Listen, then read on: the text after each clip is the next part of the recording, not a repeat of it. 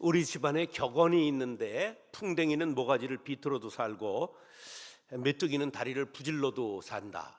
그래서 지금 제가 10월 15일부터 지금까지 항생제 약을 먹어요. 감기, 기관지염, 축농증, 또 수술하고 40일 됐는데도 낫지 않고 계속 빨빨거리고 세계로 다니고 국내 먼데 부흥회 가고 섬도 저 신안 앞바다 부흥회도 갔다 오고 이제 그래가지고 나을질 모르는데 하여간 집이들이 잘 듣기 바랍니다. 국집사님 김영란 권사님도 계시네.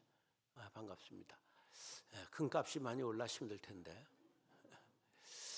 따라하시죠. 진정한 부자로 사는 법. 진정한 부자로 사는 법. 세계에서 가장 검소한 대통령, 세계에서 가장 가난한 대통령으로 불렸던 우루과이 대통령이 2015년 2월에 임기를 마치고 퇴임했는데 이름을 호세 무히카라고 합니다. 이분은 1,300만 원 월급을 받아서 전부 사회단체에 기부하고 그 다음에 대통령궁을 노숙자 쉼터로 만들고 자기는 먼 농촌에 마나님하고 살면서 출퇴근을 하는 거예요. 재산은 농기구, 트랙터 2대, 28년 된 폭스바겐 비틀, 이것이 전부였습니다. 그가 이런 말 했어요. 그 어떤 것보다 빈곤과 싸우는 것보다 중요한 것은 없다. 그러면서 재임 기간 중에 노동자 임금을 50%나 인상했습니다. 그러면서 나는 가난한 대통령이다 하지만 내 마음은 절대 가난하지 않다. 삶에는 가격이 없다. 그렇게 말했습니다. 얼마나 멋진 사람입니까? 자, 오늘은 자족에 대해서 말씀을 드리려고 합니다. 자족이 무엇이냐 하면 스스로 넉넉함을 느낌, 그것을 자족이라고 그렇게 말합니다. 자, 만족은 소유의 결과물입니다. 만족은 무엇으로 결과를 얻는 거라고요? 소유로.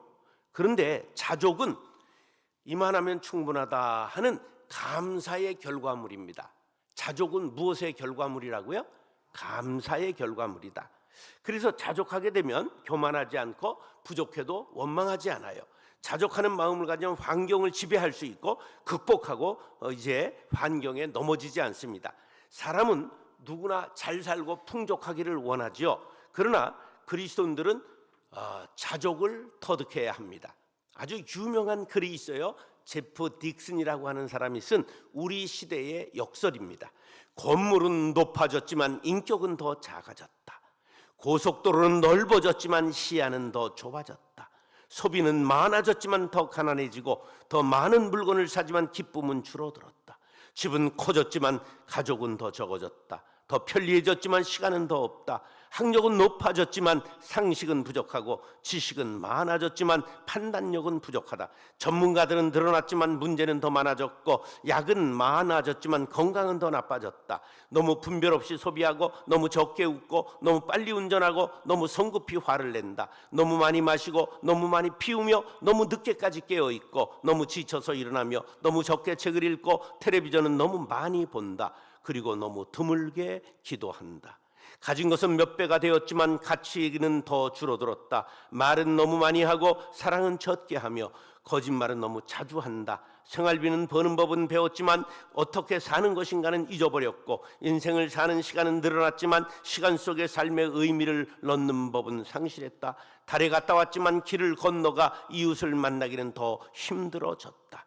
외계를 정복했는지 모르지만 우리 안의 세계는 잃어버렸다. 공기 정화기는 갖고 있지만 편견을 부수지는 못한다. 자유는 더 늘어났지만 열정은 더 줄어들었고 키는 커졌지만 인품은 왜소해지고 이익은 더 많이 추구하지만 관계는 더 나빠졌다. 세계 평화를 더 많이 얘기하지만 전쟁은 더 많아지고 여가 시간은 늘어났어도 마음의 평화는 줄어들었다. 더 빨리 고속철도, 더 편리한 일회용 지적이, 더 나은 광고 전단, 그리고 더 줄어든 양심, 쾌락을 느끼게 하는 더 많은 약들, 그리고 더 느끼기 어려워진 행복.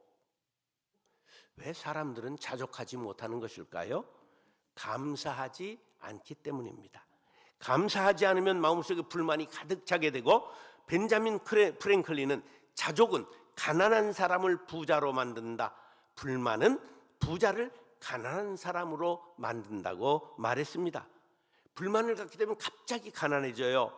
불만이 우리 삶에서 풍성한 축복을 빼앗아 가기 때문입니다.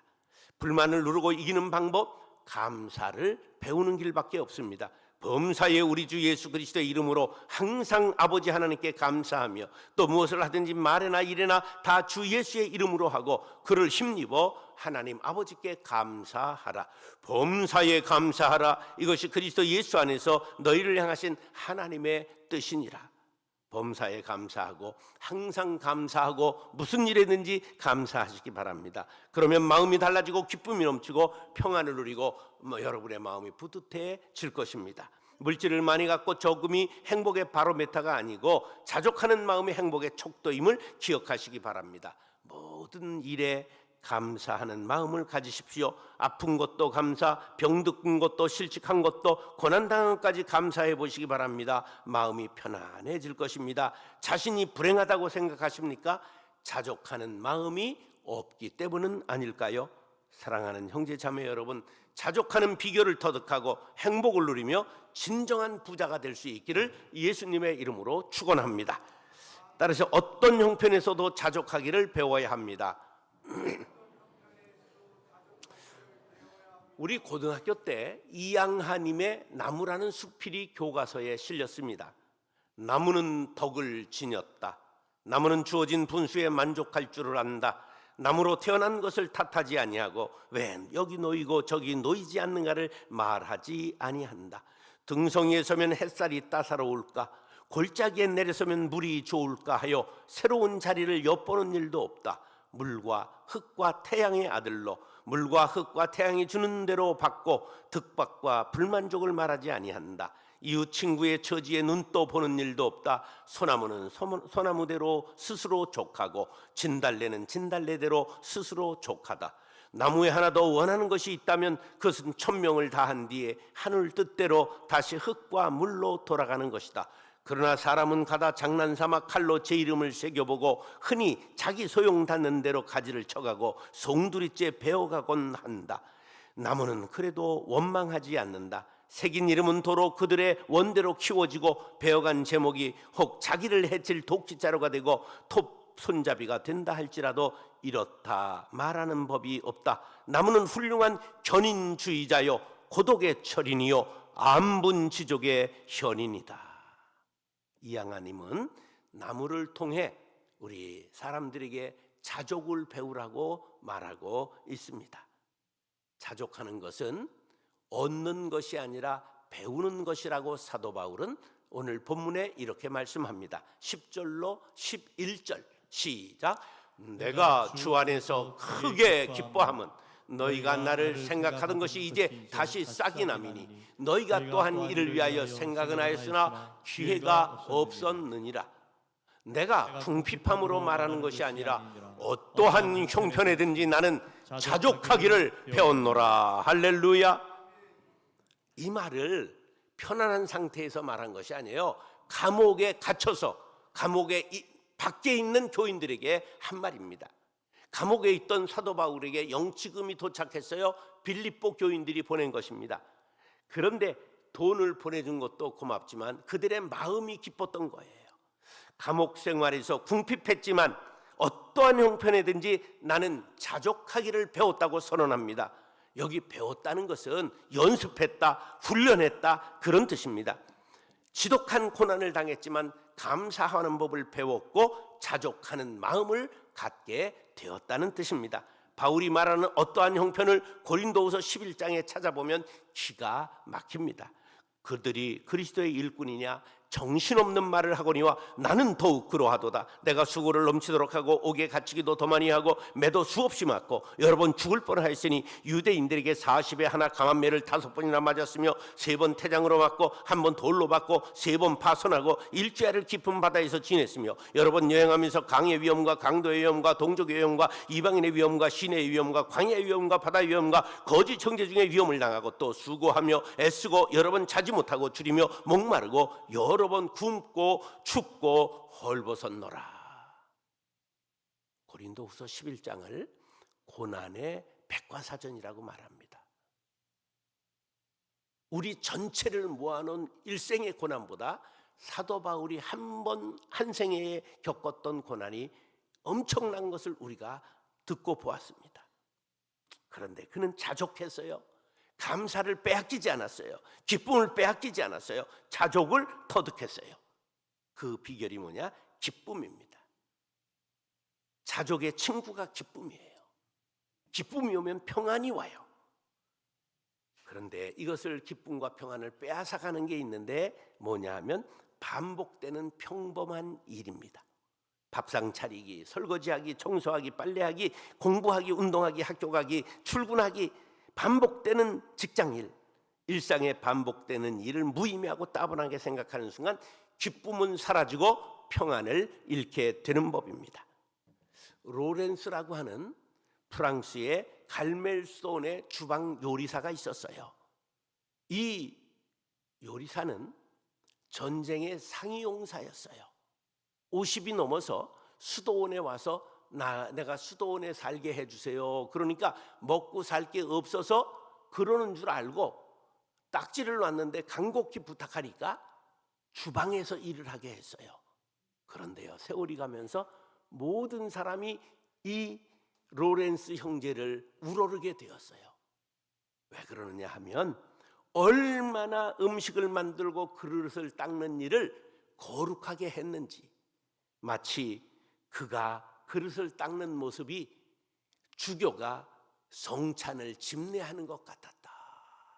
이렇게 책에 기록해서 로렌스 형제 이야기라고 하는 유명한 책이 나왔고, 그는 성자로 추앙을 받고 있습니다. 골로새서 3장 23절 시작. 무슨 일을 하든지 마음을 다하여 주께 하듯 하고 사람에게 하듯 하지 말라. 할렐루야. 매일 반복되는 하찮은 일, 무슨 일이든 마음을 다해서 하는 것, 그것이 바로 자족을 배우는 연습인 것입니다. 자족을 배우게 되면 어떠한 형편이든지 기쁨을 누릴 수 있습니다. 자족을 배울 때 감사하게 되고 경건 생활에 큰 이익을 얻습니다. 디모데전서 6장 6절 시작. 그러나 자족하는 마음이 있으면 경건은 큰 이익이 되느니라. 이 말은 경건한 사람이 될 수 있다는 거예요. 자족은 영적으로 풍성한 은혜에 들어가게 만드는 품성입니다. 자족은 물질에 대해 자유하고 환경에 대해 초월한 상태를 뜻합니다. 요즘 사람들 대기업, 정규직, 고소득을 추구하는 가치관을 버리고 행복하게 사는 법을 스스로 터득한 달관 세대가 등장했습니다. 적게 벌고 적게 쓰겠다? 이러한 젊은이들에게 어른은 언제까지 그렇게 살래? 젊었을 때 도전해서 좋은 자리를 잡아야 한다고 충고합니다. 그런 젊은이들에게 스티브 잡스는 이런 격려를 남겼습니다. 애인을 찾는 것처럼 직업을 찾으라.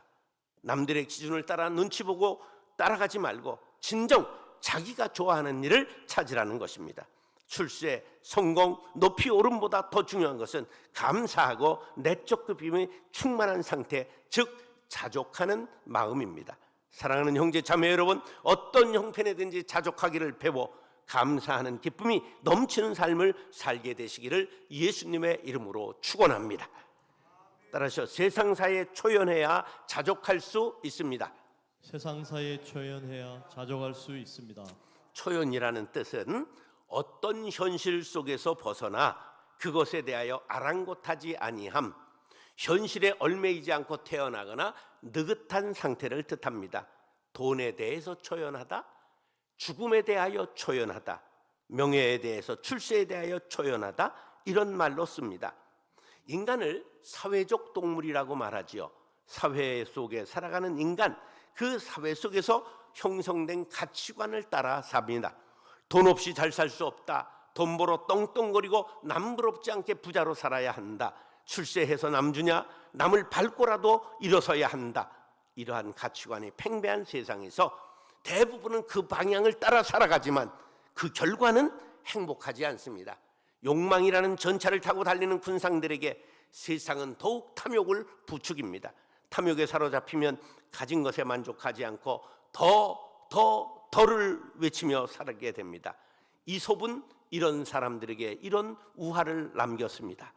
어느 날 개 한 마리가 큰 갈비를 하나 물고 지금 내를 건너게 되었습니다.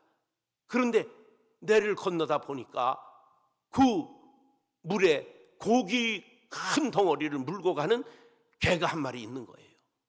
그래서 그걸 뺏을 양으로 으르렁 하는 순간 자기의 입에 있는 고기 덩어리가 떨어져 버리고 물에 떠내려가 버리고 말았습니다. 탐욕은 가지고 있는 것까지도 잃게 만든다는 이솝의 우화를 마음에 담으시기 바랍니다. 그리스도인들은 탐욕과 거리를 두어야 됩니다. 돈과 출세와 명예에 초연해야 됩니다. 이에 대하여 12절 본문은 이렇게 말씀합니다. 시작. 나는 비천에 처할 줄도 알고 풍부에 처할 줄도 알아. 모든 일 곧 배부름과 배고픔과 풍부와 궁핍에도 처할 줄 아는 일체의 비결을 배웠노라. 자, 이 한 구절 속에 비천, 풍부, 배부름, 배고픔, 풍부, 궁핍이라는 반대되는 단어를 3번 반복하고 있습니다. 정반대되는 어떤 경우에도 요동치 않고 낙심치 않고 교만하지 않고 타락하지 않는 일체의 비결을 터득했다. 바울의 영적 상태를 한마디로 도통했다, 경지에 이르렀다, 그렇게 말할 수 있습니다. 어떻게 이렇게 될 수 있을까요? 세상사를 초월했기 때문입니다. 물질과 세상 부귀영화와 일정한 거리를 둔 것입니다. 사업이 잘 된다고 크게 좋아하고 안 된다고 크게 낙마하지 않았다는 것입니다.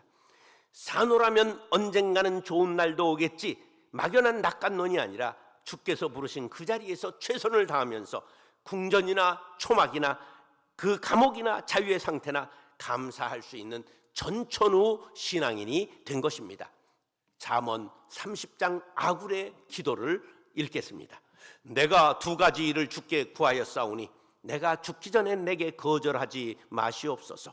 곧 헛된 것과 거짓말을 내게서 멀리 하옵시며 나를 가난하게도 마옵시고 부하게도 마옵시고 오직 필요한 양식으로 나를 먹이시옵소서. 혹 내가 배불러서 하나님을 모른다, 여호와가 누구냐 할까 하오며 혹 내가 가난하여 도둑질하고 내 하나님의 이름을 욕되게 할까 두려워함이니이다. 현자 아굴의 기도인데 바로 가난하게도 마옵시고 부하게도 마옵시고 오직 필요한 양식으로 나를 먹이시옵소서. 이 믿음이 내려와 예수님이 가르쳐 주신 주기도문에 오늘 우리들에게 일용할 양식을 주시옵고, 그런 기도로 나온 것입니다. 여러분, 세상사에 너무 일희일비하지 마십시오. 지금 당하고 있는 고난도, 잠시 누리고 있는 안락도, 그것은 잠시일 뿐입니다. 거리를 두시기 바랍니다. 새가 아래를 내려다보는 그림, 조감도라고 말하지요. 위에서 내려다보아야 전체를 볼 수 있습니다.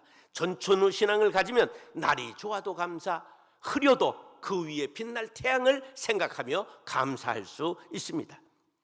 세상사에 초월할 때, 초연할 때 우리가 이런 신앙을 가질 수가 있습니다. 정수라는 가수가 40여 년 전에 불러서 시트한 노래 아시지요? 원하는 것은 무엇이든 얻을 수 있고 뜻하는 것은 무엇이건 될 수가 있어. 이렇게 우린 은혜로운 이 땅을 위해, 우린 이 강산을 위해 노래 부르네. 아 대한민국, 아 우리 조국, 아 영원토록 사랑하리라. 원하는 것을 다 얻을 수 있다면 그게 좋은 세상일까요? 원하는 것이 무엇이니 다 된다면 진정 행복할까요? 부자들이 이제 그만하는 것 보았습니까? 토마스 아켄피스 그리스도를 본받아라는 명절을 지은 분은 더 갖기보다 덜 원한 쪽을 택하라고 말했습니다. 욕심을 줄이십시오. 초연한 마음을 가지십시오. 자족의 은혜가 넘치게 될 것입니다.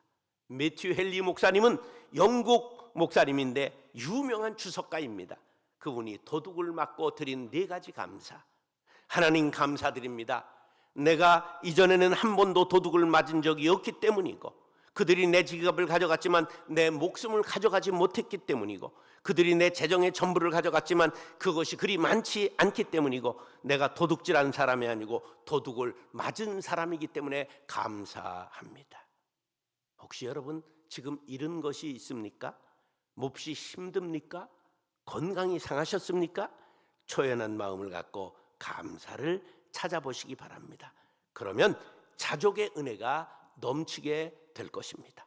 디모데전서 6장 7절로 8절 시작. 우리가 세상에 아무것도 가지고 온 것이 없으며 또한 아무것도 가지고 가지 못하리니 우리가 먹을 것과 입을 것이 있은즉 족한 줄로 알 것이니라. 물질에 대해 부귀영화에 대해 초연하기를 배우고 연습하시기 바랍니다. 제가 칠순을 넘겼거든요. 그런데 작년 15일부터 지금 6개월 이상을 항생제가 들어가 있는 약을 먹어요.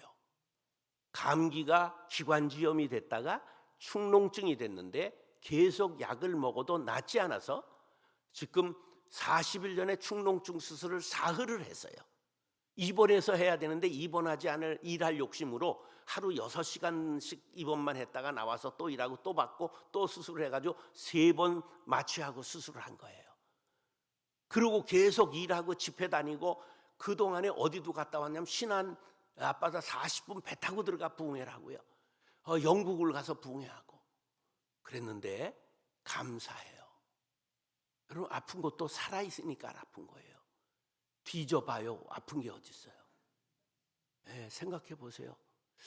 70을 한자로 뭐라 그러죠? 칠순을 고희라고 말해요. 두보의 곡강이라는 시에서 나왔는데 뭐라 그러냐면 인생 70 고래희라. 자고로 인생을 70 넘기는 것은 희귀한 일이다.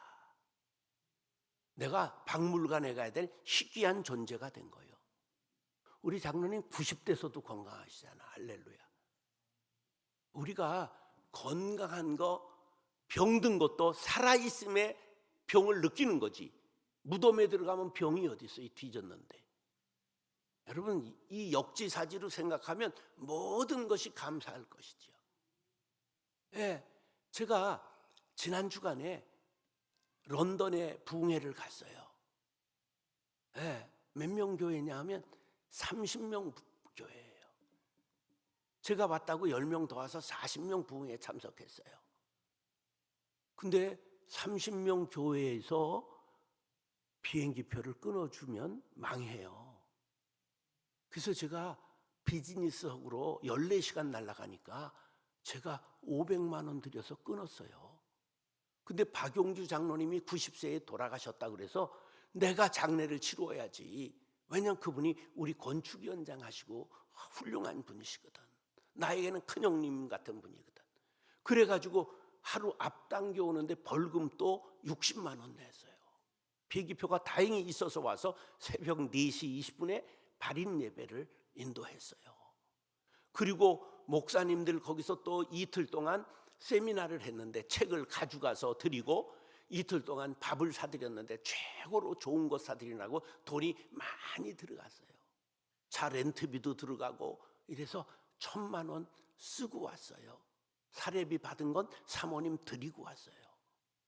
여러분 있으니까 썼지 세벼서 좋겠어요. 여러분 우리가 목사님들을 대접하는데요, 중국집인데 7가지 시켰는데 접시를 싹싹 비우더래. 와 볼 수가 없대. 비싸서. 막 애들이 밥 먹는 거 보면 기쁜 부모님의 마음으로 얼마나 흐뭇했는지 몰라요. 그것도 하루 부흥회 세미나 하게 됐는데 이틀 하자고 그래서 이틀 동안 먹였는데 아주 기분이 너무 좋더라고요. 여러분 버는 기쁨도 있지만 나누는 기쁨도 있는 거예요. 여러분 꼭 어떤 경우에라도 우리가 자족의 은혜를 누리는 진정한 자유인들, 진정한 신앙인들이 될 수 있기를 예수님의 이름으로 축원합니다. 따라서 주 안에 살면 자족할 수 있습니다. 주 안에 살면 자족할 수 있습니다. 환경의 마음을 빼앗기지 않고 세상 사람들이 모두 따라가는 대세를 거스르면서 다른 가치관을 갖고 사는 것 어려운 일이죠. 패역한 세대에서 순결한 믿음 지킨다는 것 우리의 능력으로는 불가능하지요. 인간이 도를 통해 이런 경지에 이르는 것을 불교에서는 열반에 이르렀다 그렇게 말하고 열반에 이른 사람을 부처라고 말하는 거예요. 도교에서는 도통했다고 말하고 도사라고 말하는 것이죠. 그러나 성경은 이렇게 말씀합니다. 그가 내게 대답하여 이르되 여호와께서 스룹바벨에게 하신 말씀이 이러하니라. 만군의 여호와께서 말씀하시되 이는 힘으로 되지 아니하며 능력으로 되지 아니하고 오직 나의 영으로 되느니라.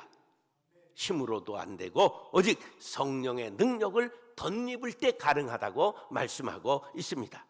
허드슨 텔러는 중국 사람들과 똑같이 입고 중국 선교를 한 중국 선교의 아버지입니다. 그들과 같이 먹고 오지에 들어가 선교하면서 여러 번 죽을 고비를 넘었습니다. 시대로 힘들고 기쁨을 잃어버릴 때가 있었는데 어떻게 극복했느냐고 물어보니까 친구의 편지 한 통의 두 구절 때문이었다고 말합니다. 내 자신의 신실성을 의지하는 것만으로는 불가능합니다. 오히려 참으로 신실하신 분에게 눈을 돌리는 일이 중요합니다. 여러분, 괴로울 때 주님을 바라보시기 바랍니다. 기쁠 때 주께 영광을 돌리시기 바랍니다. 여러분의 땅은 두 발을 힘차게 땅을 딛고도 우리의 눈은 늘 하나님을 바라볼 수 있게 되기를 간절히 바랍니다. 우린 힘의 근원이 달라요. 주체가 달라요. 내게 능력이 있는 것이 아니라 주께 능력이 있음을 고백하시기 바랍니다. 이것을 사도 바울이 13절에 이렇게 고백합니다. 시작. 내게 능력 주시는 자 안에서 내가 모든 것을 할 수 있느니라. 할렐루야. 한국 기독교인들에게 제일 성경 구절 중에 좋아하는 게 무엇입니까? 그랬더니 다 빌사일삼이라고 말했어요. 빌립보서 4장 13절 한번 따라하세요. 빌사일삼. 빌사일삼. 그런데 이것을 예수 믿으면 능력받고 모든 것을 할 수 있다라고 생각하면 오해입니다. 왜냐하면 그 앞에 문맥을 따라서 이게 나왔기 때문입니다. 그 문맥을 보니까 뭐예요? 거기에는 배부름 풍부뿐만 아니라 배고픔 궁핍까지도 감사하고 그것을 이겼다고 하는 거예요.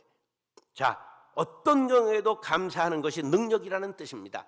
여러분, 능력은 슈퍼맨, 슈퍼우먼이 되는 것이 아니라 모든 경우에도 감사를 잃지 않는 것, 모든 경우에도 자족하는 것, 그것이 능력임을 기억하시기 바랍니다. 그럼 어떻게 이런 능력을 가지고 있을 수 있는가? 내게 능력이 있지 않고 주께 능력이 있음을 알고 주님을 바라볼 때 가능한 것입니다. 디모데전서 1장 12절 시작. 나를 능하게 하신 그리스도 예수 우리 주께 내가 감사함은 나를 충성되게 여겨 내게 직분을 맡기심이니. 할렐루야. 그리스도 예수 안에 있는 그분이 나를 능하게 하십니다. 능력의 근원이 내게 있는 것이 아니라 예수님께 있다는 사실을 믿으시면 아멘 하시기 바랍니다. 능력 누구에게 있다고요? 주께 있네. 그리스도와 연합을 통해 부단히 공급해 주시는 능력으로 비천에도 궁핍해도 자족이 가능하게 되는 것입니다.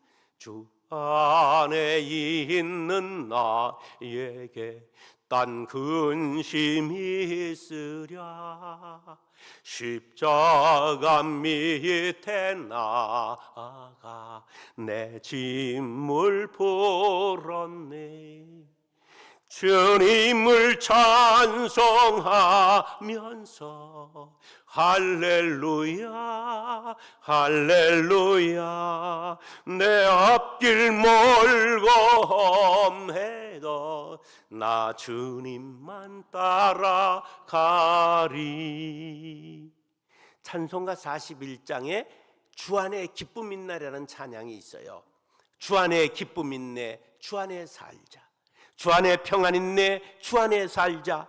불안이 연기처럼 스며들어도 주 안에 사는 마음 기쁨 넘치네.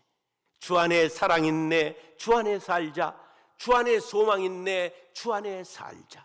검푸른 성난파도 밀어 닥쳐도 주 안에 사는 마음 평화 넘치네. 주 안에 영생 있네, 주 안에 살자. 주 안에 천국 있네, 주 안에 살자. 불길이 지옥처럼 솟아올라도 주 안에 사는 마음 생명 넘치네. 할렐루야. 능력은 내게 있는 것이 아니라 주님께 있습니다. 그러므로 주 안에 살면 자족할 수 있게 되는 것입니다. 제가 작대기 2개 달고 군대에서 장군 비서를 5달 했습니다. 근데 장군이 어느 날 걸어서 퇴근을 하면 제가 가방을 들고 관사까지 이제 들고 뒤에서 모시고 갑니다. 그럼 앞에 대령이 오다가도 충성 그러고 경례를 하면 나까지도 경례를 탁 받고 으쓱하는 거예요. 그 다음에 헌병들이 보초 쓰다가 충성하면 그 앞에 우리들이 기어 지나가는데 그때는 폼 박자고 경례를 받는 거야. 자, 그럼 이제 모셔다 드리고 내무반에 들어가면 어떻게 될까요? 내무반에 들어가면 빠따 맞고 식기 따고 그냥 청소 다 해야 되는 거예요. 내가 경례 받은 것은 누구 안에 있었기 때문에? 장군 안에 있었기 때문에. 우리가 주 안에 살면 주님의 능력이 내 능력이 되는 것입니다. 할렐루야. 예수님의 사랑이 내 사랑, 예수님의 거룩이 내 거룩이 되는 것입니다. 사도 바울이 이 이치를 터득했기 때문에 감옥도 천국으로 바꿨습니다. 극한 고난 중에도 기쁨이 샘솟았고, 풍족할 때 교만하지 않았고, 궁핍할 때 비굴하지 않게 살 수 있었던 것입니다.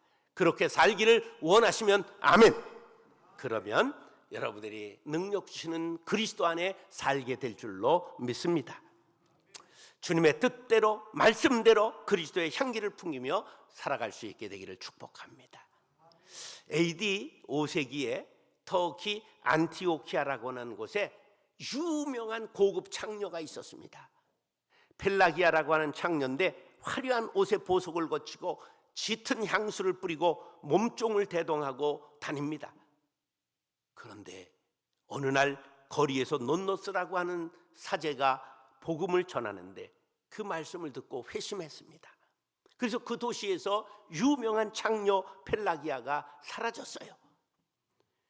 그런데 저 예루살렘 부근의 올리브산이라고 하는데 토굴에서 한 수도사가 생겼는데 얼마나 수도 생활을 거룩하게 했는지 제자들이 많이 생겨서 그 이름이 점점 기독교 세계에 알려지기 시작했는데 펠라기우스라고 하는 수도사였습니다.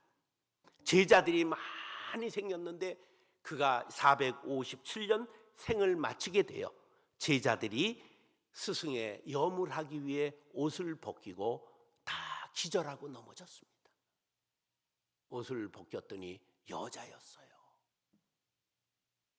바로 펠라기아라는 창녀가 변화돼서 펠라기우스라고 하는 남자의 이름과 남장을 하고 수도 생활을 해서 유명한 성자가 되었어요. 오늘날 서양에서 코미디언들과 배우들의 수호 성인으로 추앙받고 있는 펠라기우스의 이야기입니다. 예수를 믿고 주 안에 거하는 자는 변하여 새 사람 되고 자족하기에 진정한 마음의 부자가 될 수 있는 것입니다. 빌립보서 4장 19절 시작. 나의 하나님이 그리스도 예수 안에서 영광 가운데 그 풍성한 대로 너희 모든 쓸 것을 채우시리라. 할렐루야. 예수 안에 살면 창녀도 성녀가 되고 그리스도 예수 안에서 모든 것을 채워주시는 풍성한 하나님의 은혜를 체험할 때 자족하는 진정한 부자가 될 수 있을 줄 믿습니다. 사랑하는 형제 자매 여러분, 주 안에 살기로 다짐합니다. 다짐하는 시간 될 수 있기를 바랍니다. 풍성한 하나님의 은혜를 체험하고 자족하여 진정한 부자로 살 수 있게 되기를 예수님의 이름으로 축원합니다. 기도하겠습니다. 사랑과 은혜가 풍성하신 아버지 하나님, 어떤 형편에서도 자족하기를 배워 감사와 기쁨이 넘치는 삶을 살게 하여 주옵소서. 초연한 마음으로 세상사를 바라보며 자족의 은혜를 누리는 진정한 마음의 부자들이 되게 하여 주옵소서. 풍성한 하나님의 은혜를 체험하고 자족하며 살아가는 영혼의 부자들이 되게 하여 주옵소서. 예수님의 이름으로 축복하며 기도드리옵나이다. 아멘.